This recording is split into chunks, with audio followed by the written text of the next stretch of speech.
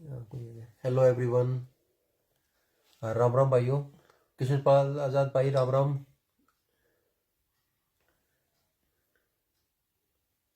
स्वागत है जी आपका। धन्यवाद कृष्णपाल भाई। सभी को नमस्कार। मेरा नाम अनीता डागर है। कुछ आवाज आ रही है क्या? कृष्णपाल भाई बताएंगे। अ, हाँ, आ रही है। राम राम जी लिख दिया उन्होंने। जी, दैट्स नाइस। हाँ, okay, Sumit, please introduce yourself. सभी को राम राम। मैं सुमित डागर, धाम ऑर्गेनिक से। हम जैविक खेती करते हैं और धाम ऑर्गेनिक जो है हमारी कंपनी, आप उसको कह सकते हैं, हमारी कंपनी का नाम है। और अनीता बताइए। तो आज आप सभी का इस महत्वपूर्ण सेशन में स्वागत है। और हम सभी मिलके जो है देश को स्वस्थ कर सकते हैं। इसके लिए सबसे पहले तो मैं शुक्रिया करना चाहूंगी कृष्णपाल आजाद जी का, जिन्होंने हमें इतना अच्छा प्लेटफॉर्म दिया है जिसके माध्यम से हम सब अपनी बात जो है पूरे देश में अपनी कौम के समक्ष रख सकते हैं और फर्दर हमारी कौम जो है आगे वो बात सब तक पहुंचाए। मैं यही कहना चाहूंगा इस पे कि जाट ट्रेड सेंटर जो है अपने आप में एक अद्भुत ग्रुप है। अद्भुत इसको हम कह सकते हैं, और जहां पे हर समस्या का समाधान हमें मिलता है। जब भी मैं पर्सनली अपना एक्सपीरियंस इसमें देना चाहूंगा, जब भी मेरे सामने कोई भी समस्या आती है तो मैं सबसे पहले जाट ट्रेड सेंटर में लिखता हूँ, और वहां से जेन्युइनली हमें फीडबैक मिलता है जो कि बहुत ही अच्छा होता है। आज हम लाइव आए क्योंकि हम खेती करते हैं और हम एक जैविक खेती करते हैं। किसान को जैविक खेती ही करनी चाहिए। किसान और जाट ट्रेड सेंटर जो अपना ग्रुप है, हम सभी जाट है उसमें। तो जाट का तो मुख्य व्यवसाय ही जमींदारा है, खेती है। तो आज हम उस पर खुल के बात करेंगे जितना भी हमारे पास समय है। और कृष्णपाल आजाद भाई, धन्यवाद, आपने हमें मौका दिया और इतना बेहतरीन प्लेटफॉर्म आपने बनाया, इसके लिए आपका बहुत बहुत धन्यवाद भाई। तो शुरुआत करते हैं कि हम किसान जो हैं रसायन खेती को छोड़कर जहर मुक्त खेती क्यों अपनाएं। हाँ, ये एक बेहतरीन चीज है कि हम ऐसा क्यों करें। तो देखिए, रसायन जो था वो हमारे ऊपर एक जबरदस्ती थोपा गया था, क्योंकि हमारे बुजुर्ग उससे खुश नहीं थे। जैसे मैं बहुत से गांव में बुजुर्गों से मिलता हूं तो वो यही कहते थे कि जैसे अब आते हैं ना ये ड्रोन लेके आपके पास, ऐसे ही हमारे पास ये फर्टिलाइजर लेके आते थे और जबरदस्ती हमारे खेतों में घुसते थे और उसको डाल के हमें रिजल्ट्स दिखाते थे। तो वो था, एक समय था। उस समय कुछ भी रहा हो, हमें पास्ट की बातें ज्यादा नहीं करनी चाहिए। अब हमें अपने भविष्य की बातें करनी चाहिए, अपने वर्तमान की बातें करनी चाहिए कि अभी क्या हो रहा है। तो हम जैसे अलग अलग सेमिनार में जाते हैं, घूमते हैं, और वैसे भी देखते हैं कि जैसे हमारा बचपन से युवावस्था में और अब जब एक उम्र पे हम खड़े हैं, तो अभी कैंसर बहुत ज्यादा फैल रहा है। और केवल कैंसर ही नहीं, और भी बहुत सारी बीमारियां फैल रही है। शुगर हो गया, बीपी हो गया, और भी इतनी सारी बीमारियों के नाम ले लो, नई नई बीमारियां आ रही हैं। तो वो केवल और केवल खाने से है। उसमें आप किसी और चीज का नाम ले ही नहीं सकते कि उस कारण हो, केवल और केवल खाना। क्योंकि खाना ही हमारा शरीर है, भोजन से ही हमारा शरीर बना है, सीधी सीधी बात है। और भोजन ही उसमें सबसे महत्वपूर्ण रोल अदा करता है। तो अनिता, इस पे बताइए, कैंसर पे आप कुछ। एक रिपोर्ट्स की अगर हम बात करें तो उसमें ये कहा गया है कि 100% लोगों को कैंसर होगा। और क्यों होगा? हमारे खाने में जो फर्टिलाइजर केमिकल का इतना इस्तेमाल होता है उस कारण होगा। फिर प्रश्न उठता है कि फिर हम कैसे बच सकते हैं उससे। मतलब एक लिमिट होती है बॉडी की, हर एक चीज की एक क्षमता होती है बर्दाश्त करने की। सुबह से लेके रात तक हमारी बॉडी जो है केमिकल को खाती रहती है, फर्टिलाइजर, पेस्टिसाइड और एडिटिव्स, कलर, एसेंस, इतना प्रयोग होता है खाने में कि उसके साथ इतनी छेड़छाड़ होती है कि बॉडी की क्षमता जो है पेस्टिसाइड को, फर्टिलाइजर को अडॉप्ट करने की वो खत्म हो जाती है। और फिर बहुत ज्यादा स्ट्रॉन्ग चांसेस हैं कि कैंसर सेल्स बॉडी में एक्टिव हो सकते हैं, जो कि फर्टिलाइजर और पेस्टिसाइड मुख्य वजह उसकी है। तो हमें सभी को मिलके अपना खान पान सुधारना होगा, और वो तभी सुधर सकता है जब हम इसके लिए आवाज उठाएंगे। और अगर परमात्मा की दया से हमारे पास जमीन है तो हम अपनी जमीन में रसायन का प्रयोग ना करें। अक्सर देखा गया है कि गांव में जब भी हम लोग खेती करते हैं, हम लोग अपने लिए थोड़ा सा जो है अलग से पैदावार करते हैं, ये सोच के कि हम स्वस्थ रहेंगे। पर चाहे पढ़ाई लिखाई हो या स्वस्थ हो, जब तक हमारा पूरा का पूरा समाज स्वस्थ नहीं है, हम स्वस्थ नहीं हो सकते। जैसा कि मैंने अपने पोस्ट में भी कहा था कि अगर हम जिक्र करें, आज के टाइम में एक भी चीज खाने की ऐसी नहीं है दुर्भाग्यवश जिसमें हम ये कह सकें कि हमें वो नेचुरल और प्योर फार्म में मिल रही है। अगर हमें उसका सोर्स नहीं पता, तो सोर्स पता है तो यकीन कर सकते हैं कि किस फार्मर ने उगाया है, कहां से आ रहा है। पर अगर सोर्स नहीं पता तो फिर उसकी गुणवत्ता वहीं खत्म हो जाती है। तो आप समझिए कि हम कितना पेस्टिसाइड अपनी बॉडी को डेली दे रहे हैं। और अब हाल ये है कि 90% लोगों के यूरिन और ब्लड टेस्ट में पेस्टिसाइड की मात्रा डिटेक्ट होने लग गई है। इस पे मैं यही कहना चाहूंगा कि हम खेती करते हैं तो खेती जो है हमारा व्यवसाय है, उसको एक तो व्यवसाय के रूप में अपनाएं, उसको बोझ ना मानने कि वो आपकी ड्यूटी है, उसको इस तरीके से लें। उसमें एक निश्चित समय अपना दे कि हम इतने घंटे खेती करेंगे, उससे हम अपना जो है जीवन यापन करेंगे, और वो एक जरूरी भी है। दूसरा उसमें मैं ये कहना चाहूंगा, जैसे अनीता ने काफी अच्छी बातें बताई कि हमें फर्टिलाइजर का प्रयोग नहीं करना है, क्योंकि केवल हमारे स्वस्थ रहने से कुछ नहीं होगा, और ना ही ये बात सच है कि हम केवल स्वस्थ रह सकते हैं अगर हम 1 एकड़ में, 1 बीघा में या 2 बीघा में अपने लिए उगा रहे हैं। क्योंकि बहुत कॉमन बात है, ये में सुनने को मिलती है कि हम तो जी अपने लिए उगा रहे हैं, हमारा तो गाँव से आता है, या तो वो संभव ही नहीं है जब तक सब कुछ अच्छा ऑर्गेनिक नहीं पैदा हो रहा होगा। तो हम कहीं भी आंख बंद करके खा सकते हैं क्या कुछ भी? जैसे आप मान लीजिए बाहर घूमने गए हैं और किसी भी रेस्टोरेंट पे आप खाना खा रहे हैं, क्या आप उतना कंफर्टेबली वो खाना खा पाएंगे? आपके मन में रहता है कि कहाँ से आया है, कैसा है, क्योंकि हालत ही हमने ऐसे कर दी है, हमारे बच्चे खराब होते जा रहे हैं। दूसरा मुख्य रूप से मैं बात करना चाहूंगा कि जब हम जैविक खेती के अंदर आ जाते हैं तो बहुत ज्यादा क्वेश्चन उठते हैं दाम के ऊपर। पहली बात तो ये रहेगी कि दाम केवल वही निर्धारित करेगा जो उसको उगा रहा है और जो उसको तैयार कर रहा है। सभी किसानों से मेरा ये अनुरोध है कि कच्चे माल को ज्यादातर सेल आउट ना करें, थोड़ा सा उसको प्रोसेस करें, हल्का फुल्का आप उसको प्रोसेस कर लें। आपने गेहूं लगाया, आपने गेहूं बेच दिया, तो आप वही किसान रहे जो आपके बुजुर्ग करते आए थे। उस गेहूं का आटा कोई और बना रहा है, तो क्यों ना उसको आटा बना दें आप उसका। तो आप थोड़ा सा व्यापार में आप घुस जाएंगे कि उस गेहूं का ही आपने आटा तैयार कर दिया है। तो सॉरी। अब दाम की जब बात आती है तो दाम उसी तरीके से निर्धारित किया जाना चाहिए, क्योंकि मैं अपने ग्रुप में भी कई बार देखता हूँ, मैं भी इस चीज को हमेशा महसूस करता हूँ कि वो आसमान ना छू रहे हो, वो उसी लेवल पे हो कि जिससे हमें फायदा हो रहा हो। आपने कौन सा गेहूं लगाया है, कितनी उसमें आपकी मेहनत लगी है, वो पूरा एक ब्यौरा होना चाहिए लिखित में। कितना गेहूं आपके पास आ गया है, अब उस गेहूं से कितना आप बचत चाहते हैं, कितनी आपकी सैलरी उससे आनी चाहिए। क्या वो गेहूं का दाम 70 रुपए किलो होना चाहिए, 60 रुपए किलो होना चाहिए, 50 रुपए किलो होना चाहिए, 100 रुपए किलो होना चाहिए? वो वहां से निकल के आता है, वो इतना किलो क्यों होना चाहिए? इतना भी फर्क नहीं होना चाहिए कि कोई एक गेहूं 30 रुपए किलो है और कोई एक गेहूं 70 रुपए किलो है। तो वो भी एक काफी ज्यादा डिस्टर्बेंस पैदा करता है, और ग्राहक भी सोचता है कि मैं उसका भी जो पैसा है वो काफी हार्ड मनी है, वो अलग तरीके से कमा रहा है। अगर हम खेती करके कमा रहे हैं तो वो भी कोई नौकरी करके कमा रहा है, तो फिर उसको काफी अलग सा लगने लग जाता है। और तो इस पे भी हमें काफी बातें करने की आवश्यकता है, नीता। बिल्कुल, समय समय पे हम उन चीजों को करेंगे। जी। फिर बात आती है आज के टाइम में क्लाइमेट चेंज की। क्लाइमेट चेंज बहुत चिंता का विषय है, क्योंकि ये हमारी ही देन है। हम लोगों ने ही प्रकृति के साथ इतना खिलवाड़ किया है, छेड़खानी की है कि अब खुलकर ये देखने को मिल रहा है।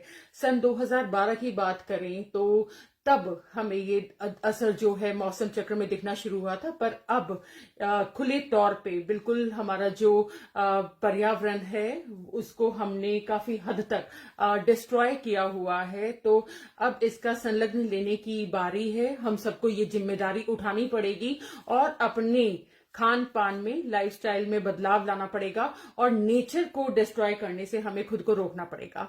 उसके लिए हम छोटे छोटे कदम जो हैं वो उठा सकते हैं, जैसे प्लास्टिक का कम से कम मिनिमल इस्तेमाल करें, और अगर कर भी रहे हैं तो उसको रिसाइकिल करें, रीयूज करें। धरती पर बोझ ना करें हम लोग ज्यादा से ज्यादा क्रिएट, क्योंकि लैंडफिल हो चुके हैं और जमीन की उर्वरक शक्ति जो है वो खत्म होती जा रही है। तो मृदा संरक्षण हमें करना होगा इसके लिए, और सभी जब जुड़ेंगे एक साथ तभी कुछ संभव हो सकता है, अकेले बात नहीं बन पाएगी।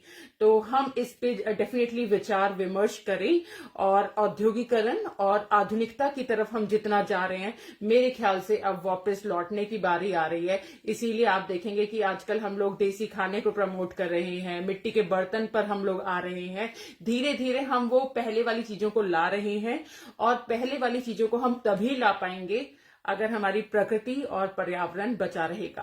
तो आप सबके साथ जुड़ने के बहुत सारे उद्देश्य हैं हमारे, कि सोशल मीडिया में हम मिलके इन सब चीजों पे चिंता करें, क्योंकि हम काफी आगे बढ़ते जा रहे हैं। मतलब एक चीज कह सकते हैं हम लोग कि पैसे को हम लोग बहुत ज्यादा इंपॉर्टेंस दे रहे हैं, और पैसा मेरे ख्याल से ठीक है उतना होना चाहिए जितनी हम लोगों को जरूरत है, और उसमें हमारा सब कुछ निकल जाए, पर उसके साथ साथ हमें सोशल लेवल पे भी कुछ ना कुछ करना चाहिए।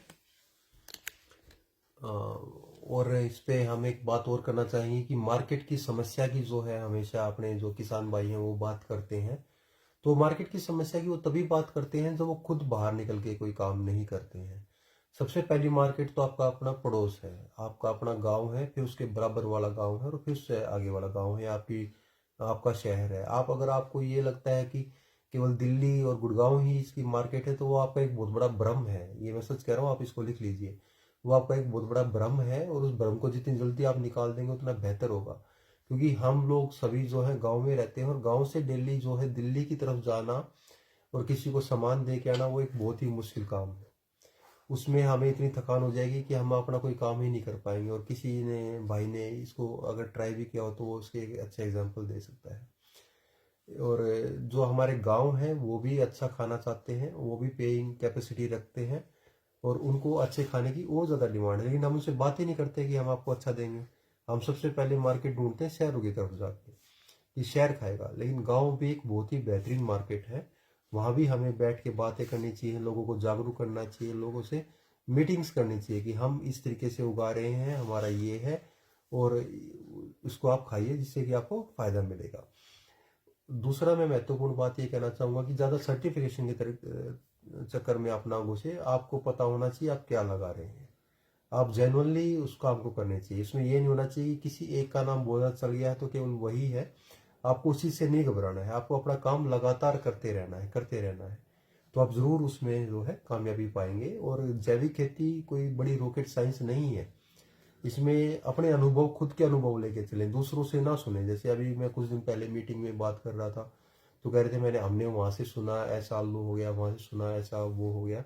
तो कुछ भी नहीं है, जब तक आपने खुद नहीं किया है तो आपका कोई अनुभव नहीं है। उस अनुभव को जीरो मान लीजिए। आप खुद अपने खेत में कल से शुरू कीजिए, कोई भी बीज अपना लीजिए और उस बीज को उगाइए, और उसका अनुभव खुद लीजिए, और फिर उस अनुभव को जो है अपना एक असली उस पर मान के आगे उस पर काम करना शुरू कीजिए। यहाँ पे मैं ये भी कहना चाहूंगी कि हम सबको देसी खान पान को छोड़ना नहीं चाहिए, और देसी खाने को हमें डेफिनेटली अपने जो भी डेली का हमारा खाने पीने का है उसमें हमें जरूर देसी खाने को खाना चाहिए। हमारे यहाँ पे वैसे भी पूरे इंडिया में कहा जाता है कि हमारे खाने में बहुत ज्यादा न्यूट्रिशनल वैल्यू है। तो उन चीजों को छोड़ के हम आजकल जैसे बच्चे बाहर का खाने लग जाते हैं, वो चीजें ना करें, होममेड फूड खाएं, घर पे बनाएं। और इसमें महिलाओं का विशेष योगदान हो सकता है, क्योंकि घर की सेहत, मतलब घर में जितने भी मेंबर्स हैं उनकी सेहत जो है पूरी की पूरी फीमेल्स पर टिकी हुई है, क्योंकि उन्हें ही देखना होता है कि घर में रसोई में क्या बनेगा, किस तरीके से बनेगा, और क्या क्या पोषक तत्व जो हैं वो दिए जा सकते हैं। तो हम जाटेड सेंटर में जितनी भी महिलाएं हैं वो प्लीज इंश्योर करें कि घर में देसी फूड को डेफिनेटली मील्स में इंट्रोड्यूस किया जाए। पैकेट बंद खाने को, पैकेट वाले फूड को मना किया जाए, क्योंकि उसमें बहुत ज्यादा प्रिजर्वेटिव्स का इस्तेमाल होता है।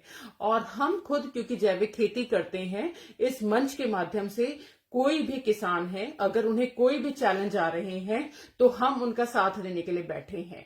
अगर आपको कोई भी दिक्कत आ रही है, जैविक खेती कैसे करें, कहां से शुरू करें, उसके लिए हम आपके साथ हैं। हम आपका हर रूप में सहयोग करेंगे। अगर आपको मार्केट की भी कोई दिक्कत आएगी, उसके लिए भी हम आपका साथ देने के लिए बैठे हुए हैं। बस आप लोग जैविक खेती को अपनाएं और देश को रोग मुक्त होने में अपना साथ सहयोग दें। बहुत बढ़िया। तो हमारे यही आपसे अनुरोध है कि हम सब किसान हैं और किसान का फर्ज बनता है कि वो अपनी जमीन को और अपने समाज को एक अच्छा पोषण दे। और जमीन तो हमारी माँ है, तो माँ को हम किस तरीके से हम खराब कर सकते हैं। तो कल से ही अपने केमिकल और फर्टिलाइजर को बिल्कुल बंद कर दीजिए। अगर कोई भी समस्या आती है तो जरूर बात कीजिए।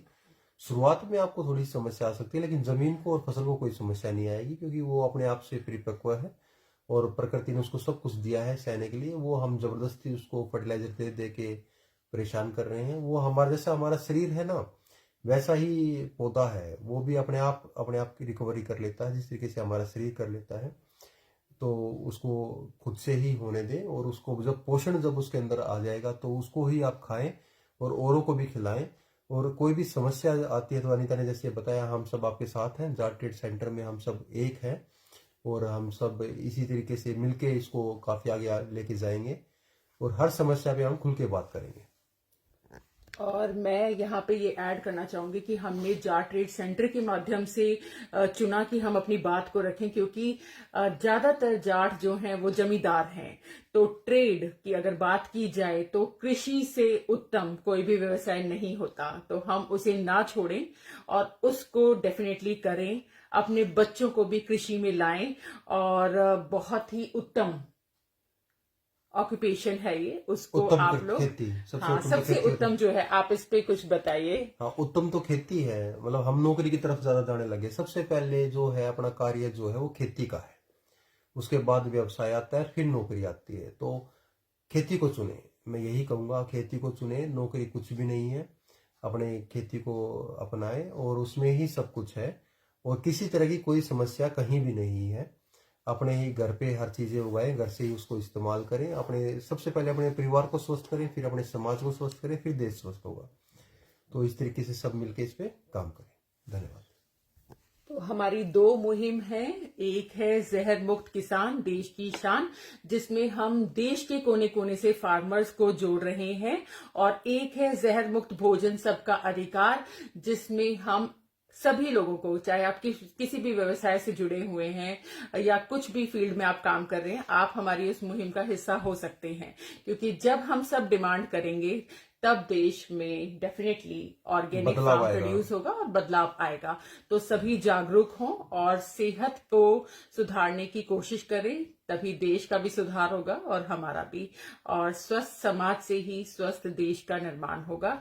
तो इस पर सभी जो हैं साथ और सहयोग दें, और हम भी आप सबके साथ हैं। और जितना भी हमसे बन पाएगा हम आपकी मदद करेंगे। यहाँ पे नरेंद्र रेडू जी कुछ कह रहे हैं। सभी किसान साथियों से मेरा निवेदन है, कृपया सभी वर्मी कंपोस्ट तैयार करें। आप बिल्कुल ठीक कह रहे हैं, अपना खुद का होना चाहिए, बाजार से कुछ भी नहीं आना चाहिए। और बहुत ईजी है। कई बार फार्मर्स कहते हैं कि प्रोडक्शन नहीं है। मैं कहती हूँ कि प्रोडक्शन बहुत अच्छा है और बिल्कुल टाइम नहीं लगता। हम आपके साथ बैठे हुए हैं। प्रोडक्शन में कहीं पे भी कोई कमी नहीं आती है अगर आप जैविक खेती कर रहे हैं। और अगर बाई चांस कभी किसी पर्टिकुलर फसल में या बीज में कमी आती भी है, तो मैं उसके लिए कहूंगी कि बहुत ज्यादा प्रोडक्शन भी अगर हम कर रहे हैं रसायन के माध्यम से, that is good for nothing, क्योंकि वो शरीर के साथ खिलवाड़ हो रहा है। तो प्रोडक्शन पे हम फिर भी इतना ध्यान ना दें, क्योंकि हमें अपने लोगों को स्वस्थ रखना है। सबसे बड़ी बात तो वही है, क्योंकि हर घर में हर इंसान जो है स्वस्थ होना चाहिए। तो वो मिलकर हम सब कर सकते हैं। और आप सभी जो इस सेशन में जुड़े उसके लिए आपका शुक्रिया। और फिर से मिलेंगे। कृष्णपाल आजाद जी, आपका बहुत बहुत धन्यवाद कि आपने हमें इतना कीमती टाइम दिया, जिसमें हम लोगों को एक सोशल मैसेज दे सके। और इसी उद्देश्य के साथ कि जमींदारी में हम लोग जो हैं रसायन का प्रयोग ना करें। तो thank you so much everyone. शुक्रिया आप सभी का। धन्यवाद। नमस्कार सबको, सभी को नमस्कार। बहुत बहुत धन्यवाद। धन्यवाद कृष्णपाल भाई, धन्यवाद।